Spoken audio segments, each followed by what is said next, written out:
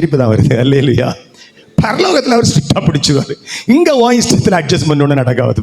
பரலோகம் என்கிற இடம் பரிசுத்தவான்களுக்காக நான் வச்சிருக்கிறேன். அதான் நீ பரிசுத்தமாக வாழ்கிறதுக்குரிய நிறைய வார்த்தைகள் சொன்னேன், நிறைய சந்தர்ப்பங்கள் தந்தேன். உன் வாழ்க்கையை மாற்றிக்கொள், பாவத்திலிருந்து விடுதலை பெற்றுக்கொள் என்று நிறைய காரியங்கள் உனக்கு கற்றுத்தந்தேன். நீ அட்ஜஸ்ட்மெண்ட்லேயே கேட்டுட்டு இருந்த, நானும் அட்ஜஸ்ட்மெண்ட்லேயே நடந்துகிட்டே இருந்தேன். பரலோகம் என்கிற மேன்மையான இடம் உனக்கு கிடையாது என்று சொல்லி விடுவார். ஹல்லேலூயா.